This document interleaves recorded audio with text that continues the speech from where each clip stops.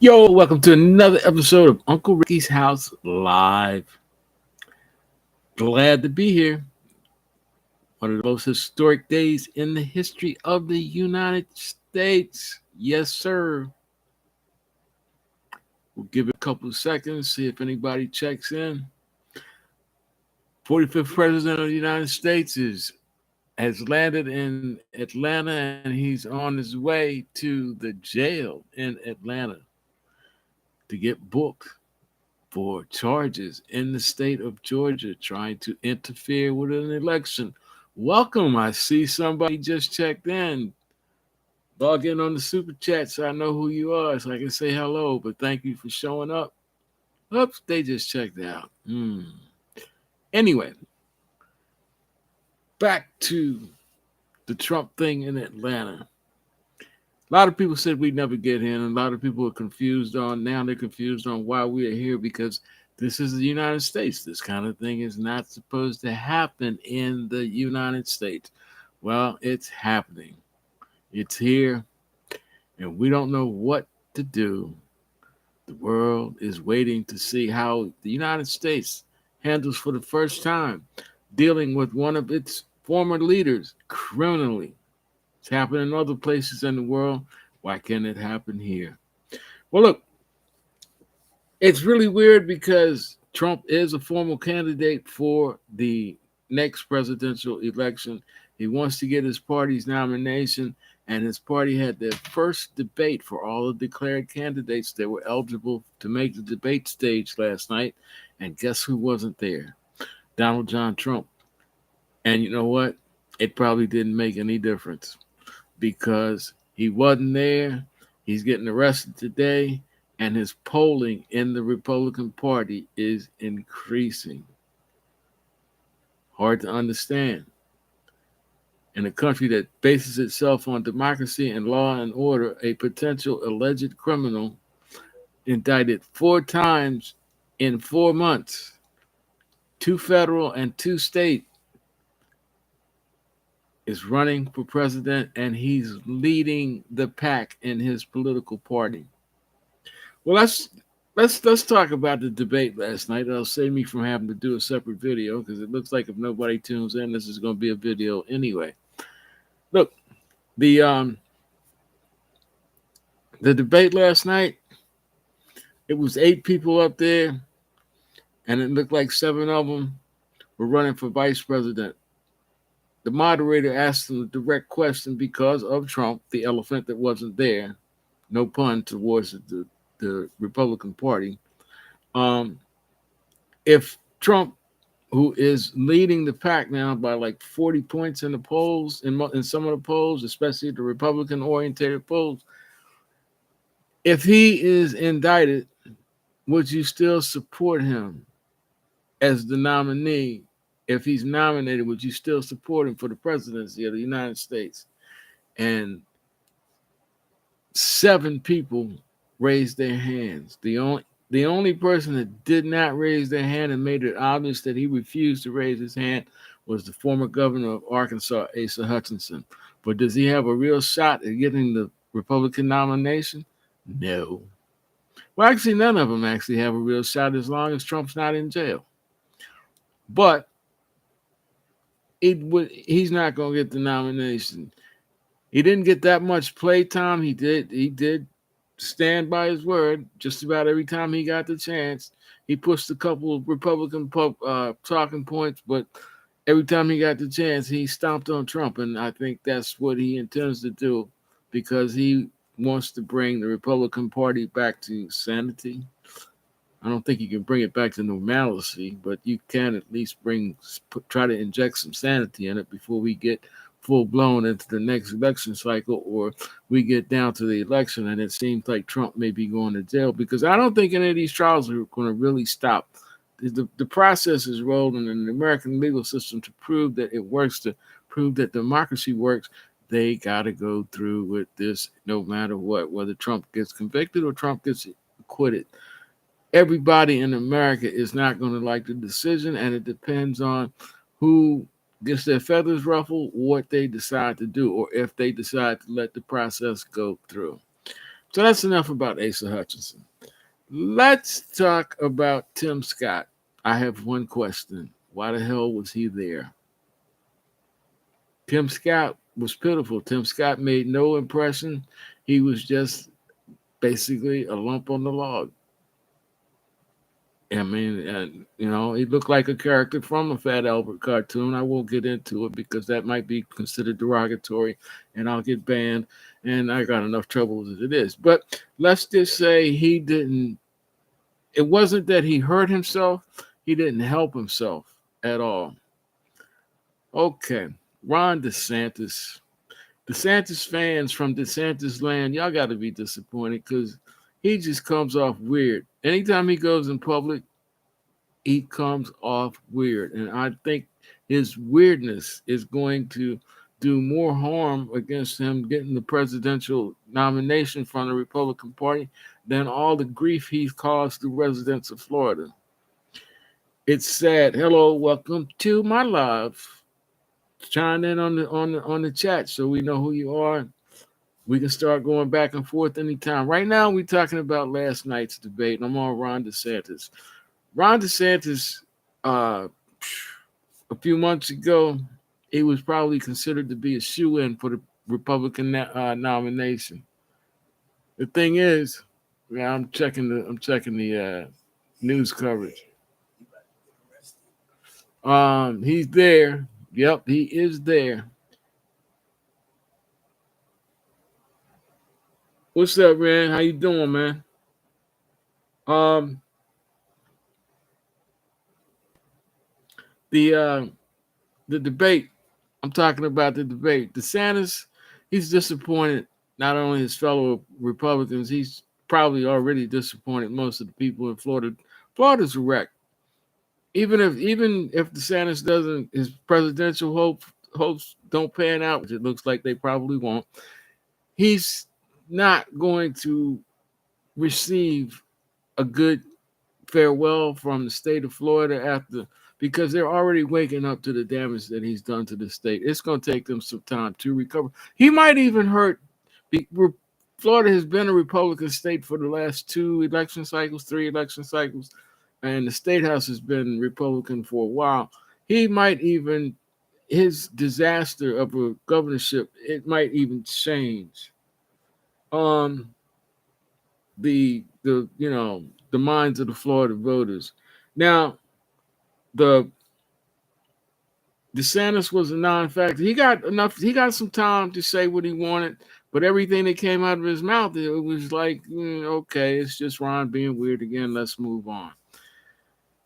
Now, somebody that did shine, that shined unexpectedly, was Nikki Haley.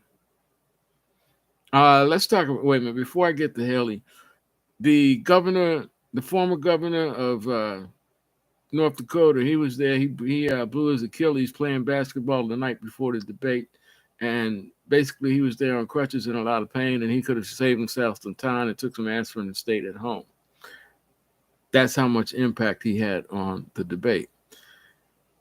It boiled down to basically Pence, Christie, Haley, and Vivek Ramaswamy. Let's get Christie out of the way first. Christie had some things to say. He had some points to make, and he did, but he spent most of his time downing Trump, which they already knew that was going to not be a good thing for gaining support in the polls. The thing is with Christie, he really is running for president just to keep Trump from winning. He's already said that. If he gets the nomination, so be it. But his primary goal is to try to get the Republican Party to wake up in time to not give the nomination to Trump and hopefully select somebody with half a brain so that when the general election comes around, they have a half a chance of defeating Joe Biden, which the Democratic Party is already elected or selected their nominee unless Biden, natural causes take over. And that's another thing that's getting my goat. I'm not a Biden fan, but I give Biden credit for holding the country together and keeping the economy somewhat sane or somewhat together.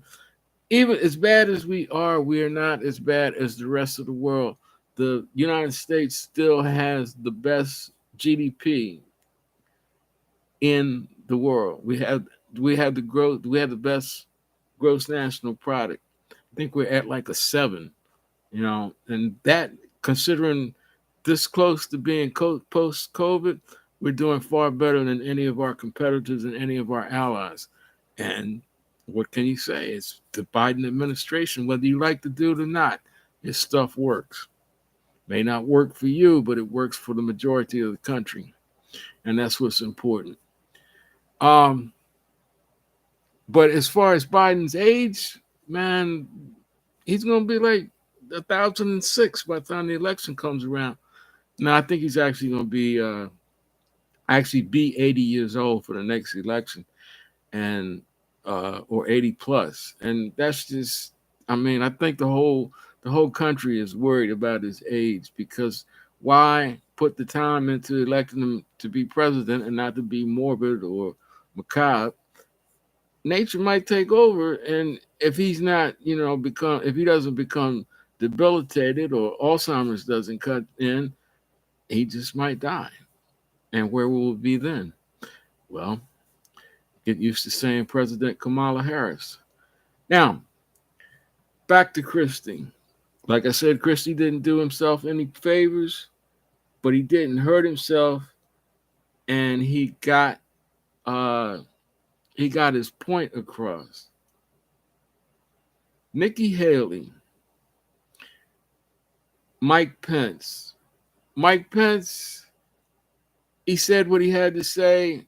For once, he said it with conviction, even though he did raise his hand saying he would support Trump if Trump got the party nomination, which I find hard to believe because if somebody incited a riot and the rioters were saying, hang me, I would never speak to Trump again. They couldn't put me in the same room with Trump. I would catch a case. That's just, I'm sorry. That's just how I am. And I think a whole lot of other people are like that. How are you going to bow down to a man that tried to kill you or wasn't going to stop you from being killed? Now, the thing between Nikki Haley and Vivek Ramaswamy, that was totally, I wasn't ready for that. And Vivek is, I guess he wants to out Trump like DeSantis tried, and we all see where DeSantis is now. Oh, hold on, I'm gonna check out this television thing. Okay, they're going to the jail and stuff. All right, Vivek wants to out Trump. He wants to make the MAGA right wing part of the minority of the minority party think that he is Trump 2.0. And that's the same thing DeSantis tried. And look where he is now. But the thing with Vivek does have a little, I guess, panache, a little swagger. But Vivek is also very egotistical, arrogant. And he tried that with, first thing he did was he declared that he was the only one on the stage that wasn't bought and paid for. Well, that may be true because he's not a traditional politician. He didn't even register to vote until he was 32 years old. But when he did that, he basically punched his own self in the eye because Nikki Haley came out of nowhere and put both feet dead up his ass and called him out for everything. He doesn't have any political experience. He doesn't have any international experience. And basically, he doesn't have the age that, even though you only have to be 36 to run for president, she basically called him out and said, look, you do not know what the hell you're going to be doing. And at the point we're at in this world with Russia and China, and Vivek brought out some points. He's willing to give Ukraine to Russia. He's willing to give Taiwan to China. And he's saying that he's going to negotiate. Russia's not going to listen to him. China's not going to listen to him. They're going to make a fool out of him just like they made a fool out of his idol, Donald John. Um, they went through this. They went back and forth. There was no holds barred. It was a bloodbath. Just about all the commentary, and I guess a lot of you seen a lot of the commentary. Just basically, most people just called it a shit show. It was just too much back and forth. Nobody got on Trump's case really, except for Nikki Haley a little bit. Nikki Haley also stood up for women's rights. Um, she was the star. Vivek made, I guess, talking loud points because when he it was obvious that when he was asked a direct policy question, Vivek just came out with the same spiel that he uses over and over, just like his idol, Donald John. Now, Vivek is going to have a hard road to hoe anyway because he's dealing with the Republican Party. And I'm not going to say that his race is a hindrance, but it is. He's dealing with Republicans. He's dealing with MAGA Republicans. I noticed that lately, like, when he first started out, he was proud of his Indian heritage. He was proud to say that he was a Hindu. And now he doesn't talk about being a Hindu because Hindus come from a caste system and they pray to multiple gods. And the MAGA wing is all about, supposedly about Jesus, even though they said that a lot of them are saying, we don't want to hear about Jesus. We want to hear about Trump because Trump is our new God because Jesus was woke. I'm not lying. It's out there. 20 years ago, 15 years ago, 10 years ago, 2 weeks ago, you wouldn't have believed it. But yep, Bible-toting Christians are now saying that Jesus was too soft. They don't want to listen to what he had. They want to listen to Trump. Fact. Now, back to Ramaswamy. Ramaswamy is just he's vocal, but there's nothing behind him.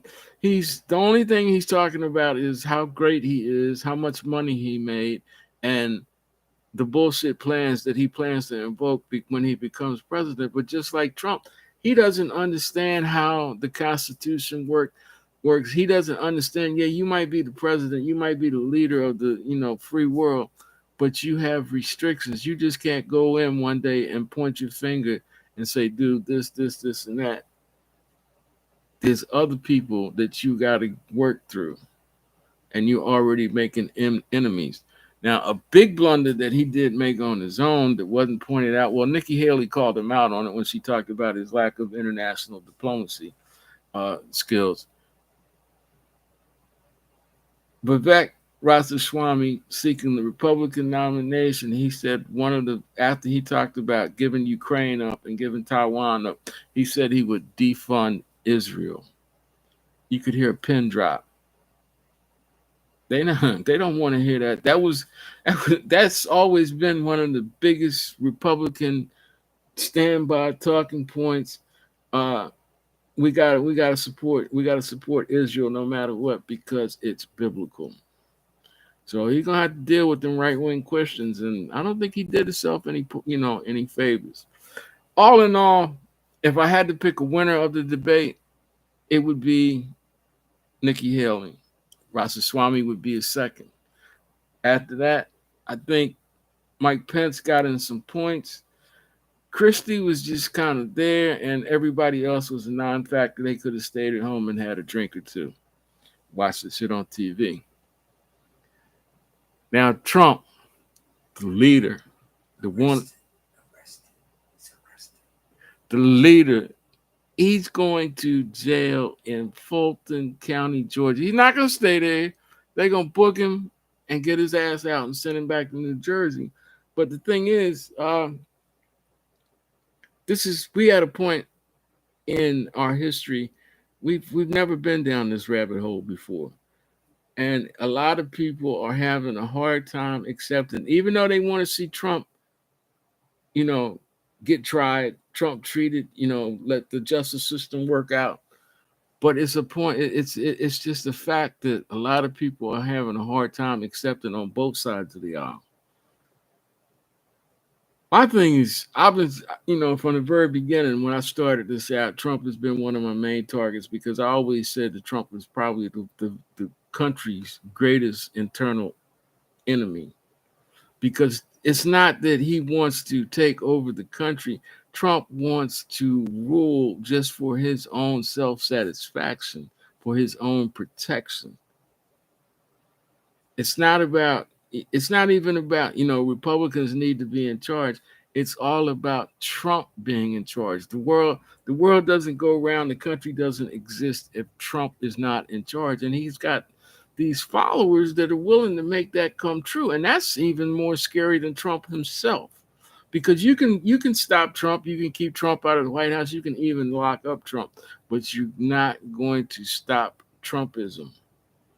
And maybe that's where some of these people like Ramaswamy are trying to fill in the blank. It is a mad movement. It's a definite fascist movement. It's a maniacal movement. People are going out killing other people just because they're saying that Trump told them to. The whole January 6th thing, you don't know how many. It was a ton of the defendants that were found guilty. They're serving terms in federal jail right now.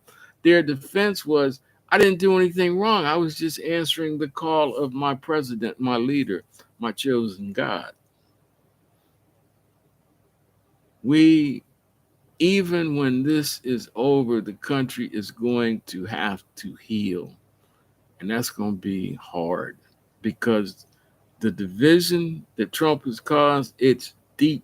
It's real deep. It's so deep that everybody's talking about we might go into a civil war. What are we going into a civil war over? I mean, the first Civil War, it was over a big issue, slavery. Half the country wanted to go slave because they had slaves. Slaves were a big part of their economy. The other half of the country didn't want slavery to continue because they didn't want they didn't want the chance of slavery expanding as the country expanded because they thought it was, you know, a crime against humanity, a crime against God. And also, slaves were not part of the northern economy. During that time, it was like the pre-industrial revolution era. It was more about manufacturing, taking raw goods and turning them into finished goods. They didn't need slaves for that. They needed labor that they were willing to pay for. It wasn't a whole lot, but they didn't need slave labor to do the backbreaking work of clearing the fields, planting the crop, picking the crops, and keeping massa happy. The Northerners could hire black people and pay them nothing, but they still did the same thing. Butlers, cooks, maids, and sometimes bedfellows. Now, um, Trump, like I said, this is his fourth indictment in 4 months. Even mastermind hardened criminals, I mean criminals that have records for going out and shooting people, running prostitutes and running gambling houses, selling drugs, they don't get indicted 4 times in 4 months. 4 times, they don't get indicted 4 times in a year. They usually get one indictment. If they beat that, they go on for another year or two. Is he out already? Yes. Okay, he's out already. Wasn't even a goddamn jail for 15 He's out already. He's on his way back to Bedminster.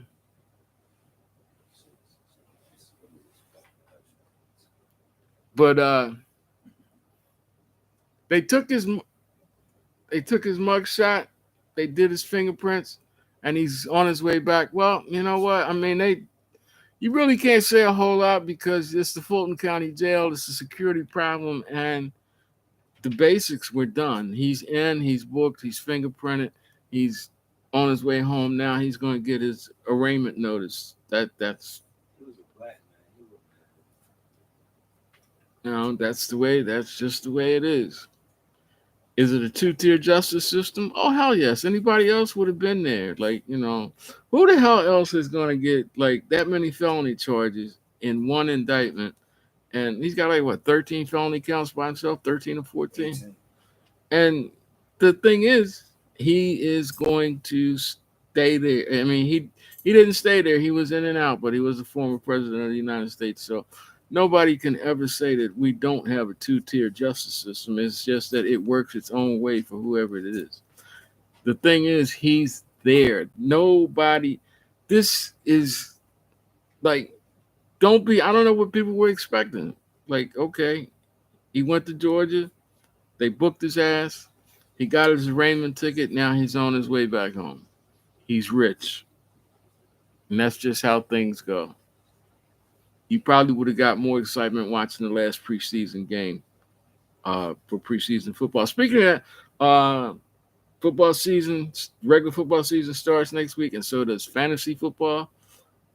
I'm trying to form a league. I got the information up on my Facebook page. If you'd like to play fantasy football, I need people to sign up for Uncle Ricky's House Fantasy League. And I hope I get more participation than I've been getting on these lives. But, it is what it is. I'm not going to stop doing what I'm doing. The I guess with Trump, getting arrested, all that, first of all, people said it wasn't going to happen. Yay, it did happen. In the beginning, people said they're not going to do nothing to him. He's just going to go off and do what he does and, whatever. Well, it doesn't seem to be whatever. It's more like, yeah. But you still gotta understand that he is the former president of the United States. Nothing, just like we're at a point where we've never been here, nothing that Trump is involved in is going to work like it would for anybody else. Just because he's Donald Trump and he's the former president of the United States. Just be grateful that it's working at all. The fact that the system is working at all is upsetting, driving the MAGA people crazy because they think that they are above everything, anything, and everything. And it's not working out for them.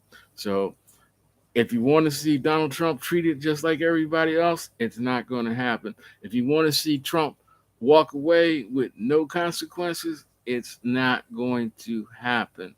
Sooner or later, one part of the country is going to either have to accept his guilt and live with it, or another part of the country is going to have to accept the fact that, damn it, he got away with everything, and we still got to find a way to go on.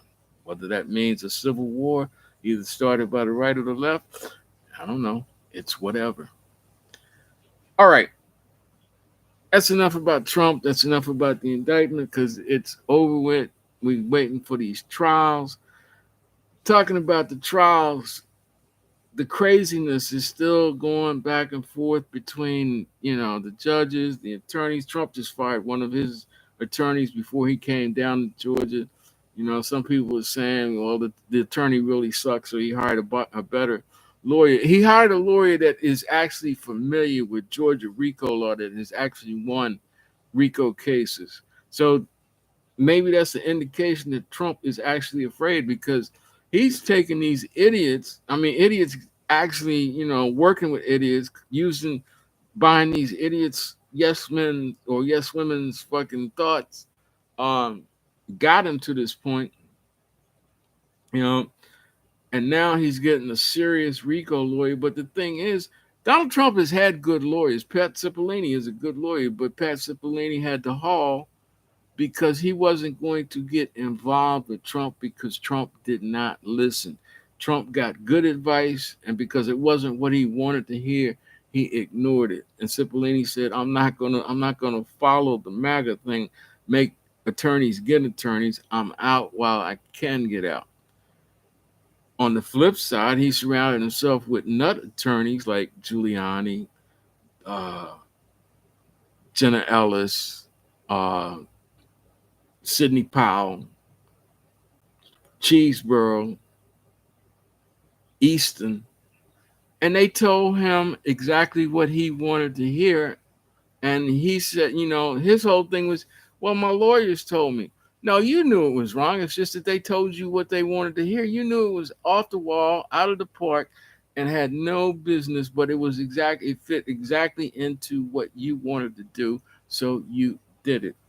Everything collapsed, nothing worked, and now your ass just checked out of a jail because of a state indictment, and you had three other indictments in 3 months, or in the past 4 months, to go with that. You are a twice impeached,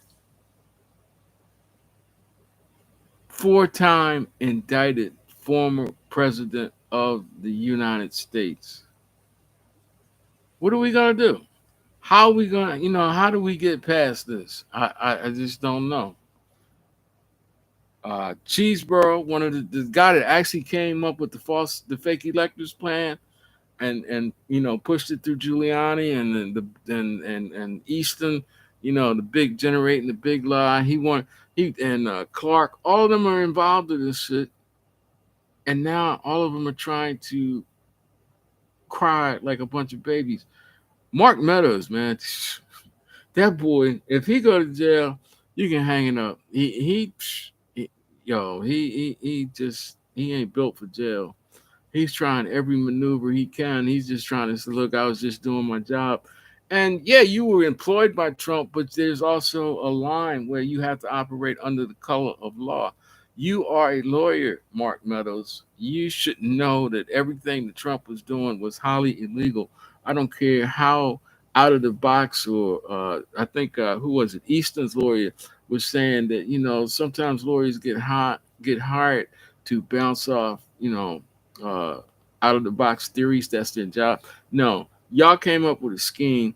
It was illegal. You knew it was illegal, and you got caught. And now you got to face the consequences. And I'm tired of talking about Trump. We're gonna move on to some local stuff. Nottoway County, county where I grew up, county where I did 12 years in the public education system, and the county that I walked away from for 30 some years and really didn't give a damn about going back. Now that I'm older, I'm considering it because it's a slower pace and it's not a bad place to die. But, what are you going to do until you close your eyes for that last time? The county is three towns: Blackstone, Crew, and Burkeville. And corruption on all levels. County board of supervisors is all screwed up right now because of some corruption. The county school board is hurting, man. I'm gonna be honest, and I'm not, y'all may not like me for this, but I'm gonna tell you from the outside looking in, y'all need a new school superintendent, and the sooner you make that move, the better off you're gonna be. As far as the individual towns, it's the same thing on a different level. It's the same politics. We empower, so none of the rest of y'all matter. It's all about what we say. Even though y'all voted for us, even y'all continue to put us in here, it's like electing, mayors for umpteen years and same councilman, and you scream about you not getting any service, you're not getting any results for your tax money, but you still vote for the same people all the damn time. And then anytime you manage, maybe by accident or whatever, to get some new blood on these town councils, you don't support them when they try to speak up for you. Blackstone is going through an issue right now about, well, they've had several issues, and the town council has a couple of them. They said, well, we're gonna take it into committee, and we'll get back to you with our resolution. They haven't resolved shit. They didn't intend to resolve shit. They just want to use protocol to put the people in their place and keep them quiet. That's all it is.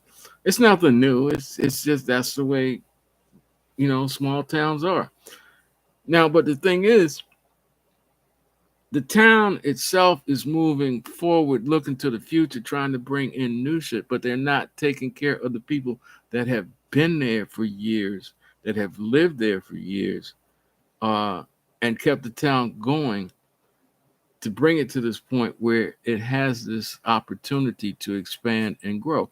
And that's the same thing all over the whole county.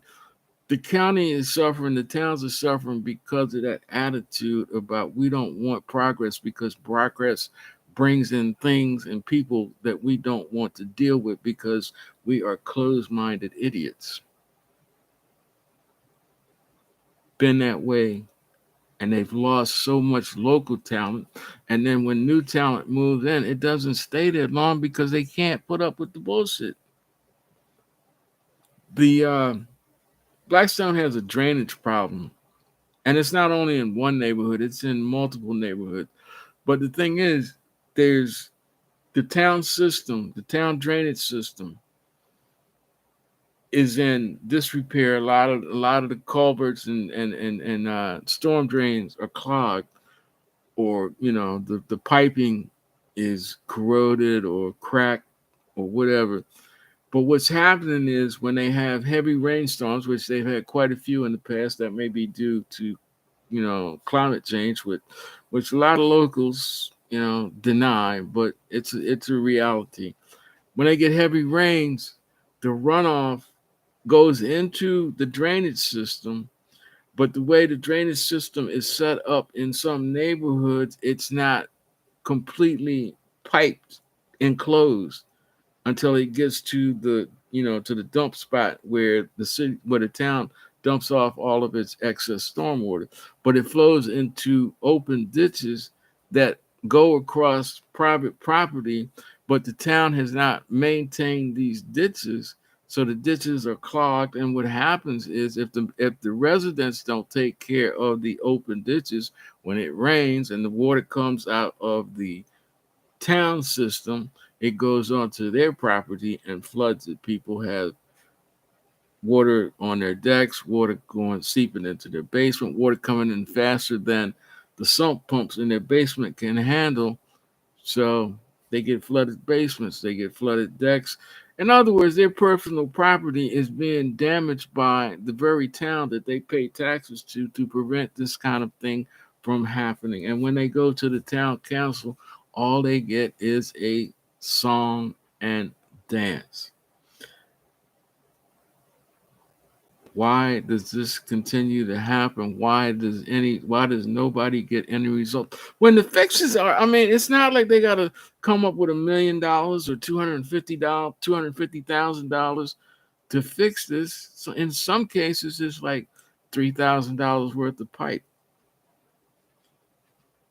$3,000 is not insignificant, but the town has a decent budget, and also the town has its own maintenance department. So they're not spending a lot of money in labor. It's part of the job description of people that are getting paid to do that kind of stuff, and it's only $3,000, and it will help protect people's personal property that they pay taxes on, not only to the town but also to the county.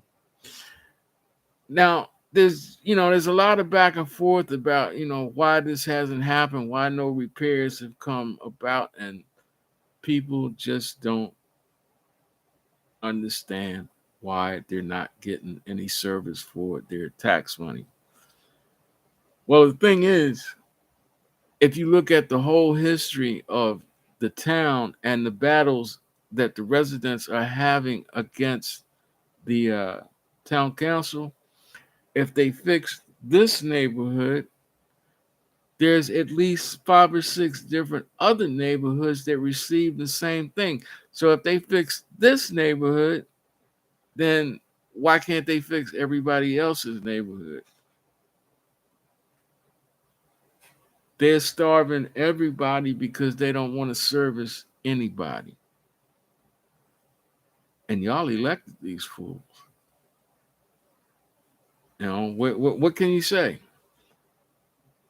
The biggest thing that you can say, because they're not earning your respect, they're not earning your vote them out, one and all. If you can't get a council that can come together and do what you need done, or vote out the ones that always give you a song and dance and don't ever appear in your neighborhood or at your at the town hall meetings, don't have anything to say outside of the council chamber, and don't give a damn about the residents that voted them in, get rid of them, cancel them, Do not vote for them. Find candidates that will stand up for you and put them in office and then hold their feet to the fire from day one. That's what the real American democratic system is about. The other thing is Blackstone was involved in it's a petty argument. There was a councilman, even if you don't agree with the person's politics, person died, and they did do some good with the Blackstone Armory. They got the money to revamp the armory and turn it into something that's going to draw business and money into that town. Virginia Union is going to open an extension campus in the building now that they've approved the remodeling and the upgrading. That's going to be a boon not only for the town, but it's also going to help the county out too. This person died. Somebody suggested that they put a resolution because of the work that they did to help improve the town, to bring people into the town and help the town grow. And there seems to be a problem with that. For some reason, the mayor and certain portions of the council, they just can't say, okay, all right, here, boom, they did a good job. They don't. Is it because of past grievances between that person and people that are on council now, including the mayor? Is it that damn petty?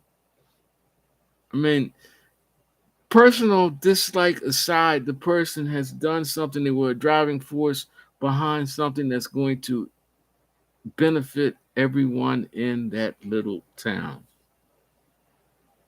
I'm pretty sure when these people that are behind stopping the resolution going through for this person, when they die, they want somebody to say something about them. I remember the mayor getting his feathers ruffled when somebody didn't mention him attending the Juneteenth uh, festival that they held recently in the town.